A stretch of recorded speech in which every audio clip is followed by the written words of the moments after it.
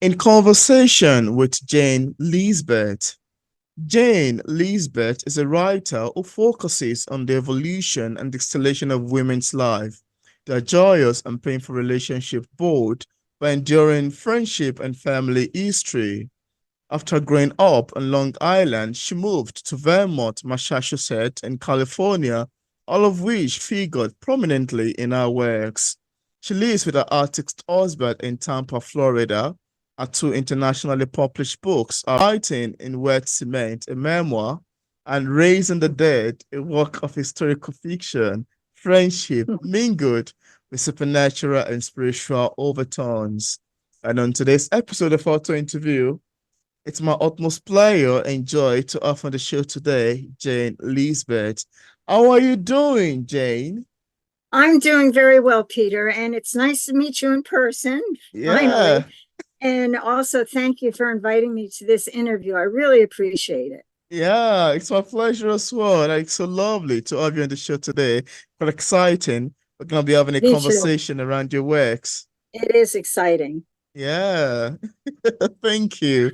So, Jayne, could you tell us about your novel, Racing the Dead? I particularly would love to say that I love that title for a book cover, even. And I'd like to ask you, how does this book come about? What inspired you to write Racing the Dead? I was inspired by a very dear friend of mine, and Mm, she always gave me confidence in my writing. When I lived in Oregon and she was here in Tampa, we would write letters back and forth, and she would say, Jayne, you've got to write a book. You're a really good writer. So mm, that was what really inspired me. I wanted to write about my friend. She was an amazing, amazing woman and so interesting. So she actually became one of the characters in Raising the Dead. oh. That's amazing, actually. That sounds like an amazing way to get into writing. Sounds great. Thanks for sharing. And if you have a copy there, please show to the camera just so we can see what Raising the Dead looks like. Yes, that's Oh, Raising. beautiful cover. Quite My voluminous, husband even. did the my husband did the art for the cover. He's an artist. Oh, beautiful. Beautiful. Thank you. And also, your book is fiction. Is there anything that is taken from your experiences or actual life that is in your book which would be considered nonfiction or biographical? Well, it's hard for me to write straight fiction because I take so many things from my life, experiences I've had, places I've been, friends I have, and I Mm, take all of that and I embroider it into my writing. So, mm. although it's fiction, there are real people in my life who I've just changed for my books and for my writing. And that is what I get. Most of my writing is from life, my experiences, something I may have overheard at a grocery store or wildlife Mm. or any number of things. So my work is fiction, but it's not autobiographical the way writing in wet cement is. But if you know me, you'll know some of the people in my books. Oh, that's beautiful, really. And I love, I understand that sometimes it might be a bit hard to write direct fiction. And so there is always need to add a bit of non-fiction to it to spice up the story, to make it Yes, reach, to make it like a reality and to make it realistic. Yeah. So, like as a writer exactly. too, so I can relate to the fact that there is some need to add a bit of reality a bit in a story and just shuffle it in and throw it in. Anyway, that it makes it fun. Thanks for sharing. I love the sound of it. Sure. Yeah, and also you also have another book titled Writing in Wet Cement. For Yes. readers, beautiful cover even. For readers who haven't read it yet and without giving much information away, could we have a sneak of what we'd expect in terms of themes picking up writing in wet cement? Writing in wet cement is my memoir. So it Oh. is autobiographical, and it's my life from the time I was growing up in New York and New Jersey, and then got married very young at the age of 17 in 1967 and moved to Vermont with my then husband in 1969. And Mm. my life in Vermont exploded. I loved Vermont and I learned so many different skills. I learned how to can vegetables and make maple syrup and do all kinds of home crafts. And I journaled constantly. And that's where a lot of writing what cement came from, is my Hmm. Wow. That's quite in great. Vermont. But eventually my, and also I learned how to do gravestone rubbings in Vermont, which Hmm. I love to do because I think gravestones really tell a story about the person. So the older the gravestone, the better I like to do a rubbing print of it. But Hmm. eventually that marriage failed and I fell in love later and married and moved to Massachusetts. And I basically traded in my hippie lifestyle from Vermont to being a housewife in Massachusetts. And Oh. it was a bit difficult. I loved having children and having a home, but eventually I realized I was really in an unhappy relationship and I had given Hmm. up all that I was, and the person I had become in Vermont was no longer there. Wow. So, writing Wet Cement is about me reclaiming my life and returning to feminism and escaping this relationship Hmm. and eventually having a much happier life and meeting my husband now in Tampa. Wow. Wow. This is quite beautiful, really. I love hearing about this, really. Thank Yeah, you. it's quite nice even though you have a story afterward written in book format. Beautiful. Thank Beautiful. you. Thank you for sharing. Thank you. And now, Yes. you also have another book titled Racing the Dead. I would like to ask you, where did your interest in in the supernatural and spiritual aspect of racing the dead evolved from? Would you like to talk about that? Yeah, I think that's very important to my writing, especially for raising the dead. Hmm. Um, I think it began when my father died very suddenly when I was 8 years old. And Oh. we went to bed one night and he was alive, and the next morning he was gone. And only being eight, it was just horrible. My family, my mother and my sister and I were, of course, grief stricken. But it was strange to me. How do you explain to an 8 year old that one day their father's here and the next day they're not? Hmm. So the day of his funeral, I did not go to his funeral. I climbed up in my favorite tree, a crabapple tree, because all the adults had told me, well, your father's in heaven now. He's sitting on a cloud. So I Hmm. wanted to see what cloud he was sitting on. So I sat in that crabapple tree all day, the day of his funeral, and never saw him. And I climbed down from that crabapple tree and I realized he's somewhere, but I don't know where he is. And as I Hmm. grew older, I continued to search for different levels of the supernatural or spirits or ghosts. Yeah. And I became very interested in those subjects. So I was able to take a lot of what I had learned and I put it in Raising the Dead, which was really fun for me to do. But Hmm. I do hope my father's around somewhere. Maybe he's looking over my shoulder right now. I hope he is. Hmm. That's where my interest really developed. At that and spending a lot of time in cemeteries doing gravestone rubbings and wondering about the lives before me and the lives before all of us. Are they still Hmm. here? Are they on another plane? So that's where the interest grew from. Wow. Wow. That is quite, deep, thought-provoking, and I love your answer to that, really. I love your Thank answer you. to that. That is quite deep. That is quite deep. Thank you for sharing. Absolutely. Yeah. And now let's talk about inspirations and ideas. You've written in different genre, from memoir to fiction and others. I'd love to ask you, how do you get the inspirations and ideas to put these works together and have, the books you've written already published? Where did these ideas and inspiration come from? Would you like to talk about that? Sure. Honestly, I'd say my inspiration comes from life, the people around me, Wow. and the things that I've learned that I would like to include in my writing, conversations I've overheard, wildlife, anything can Hmm. trigger a story and often does. And my inspiration for Raising the Dead was my very dear friend.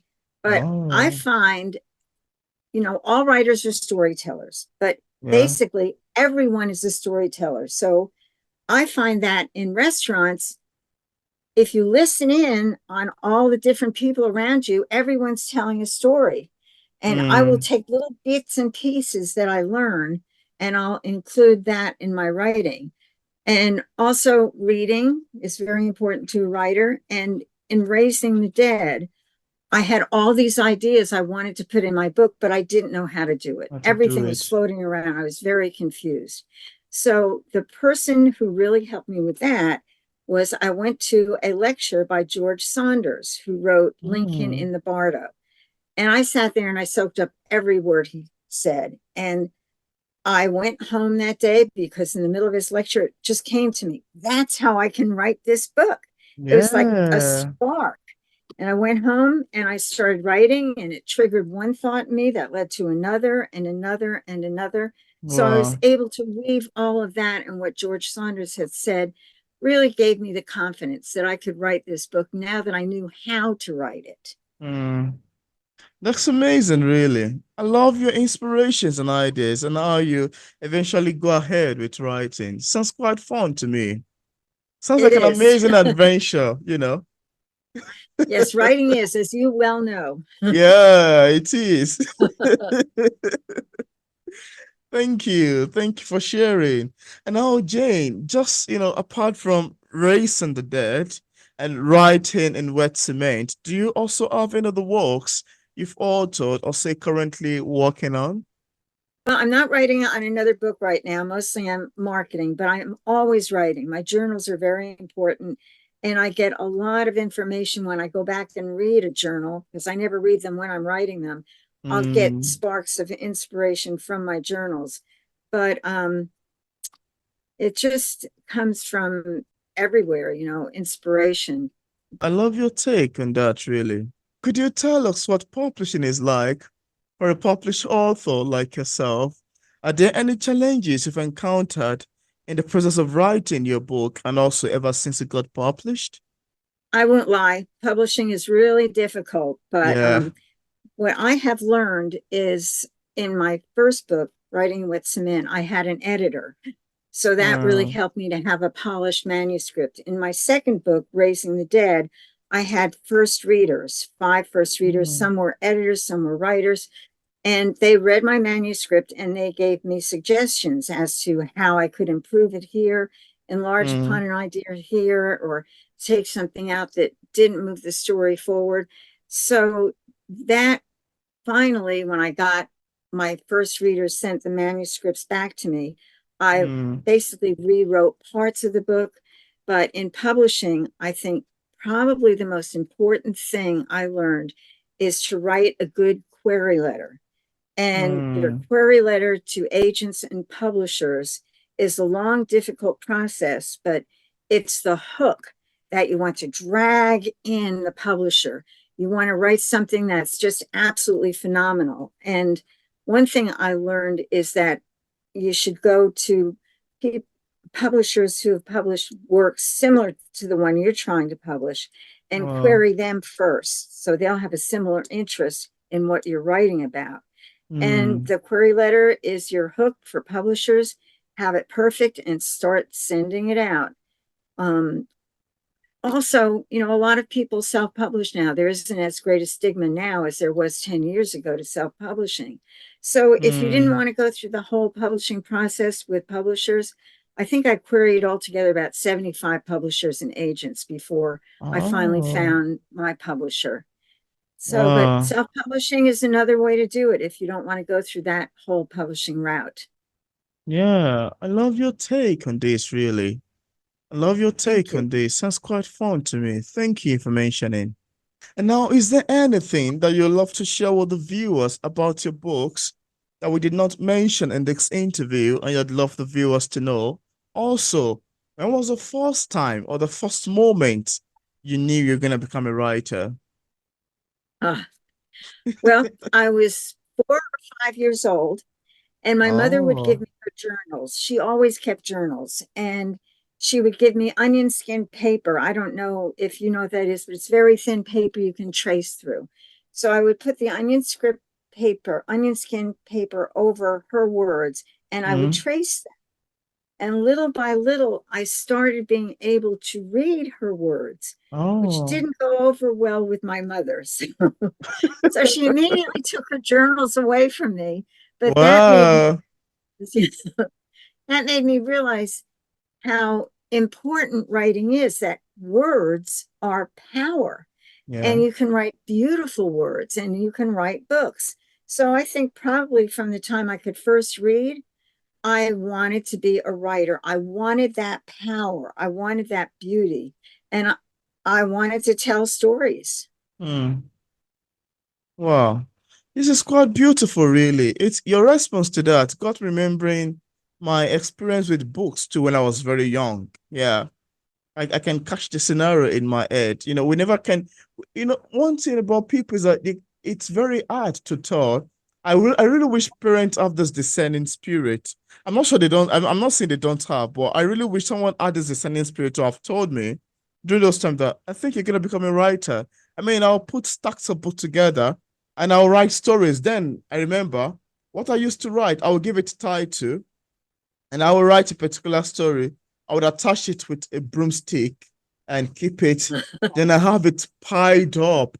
I would Oh, intentionally that's tear great. my whatever, what did they call it? Okay, take for instance notes like this that they give to you to take to school. Yes. I would turn inside the plain one. I would turn it, use stack of what's it called? They call it broomstick to attach it, give it a title, say written by me.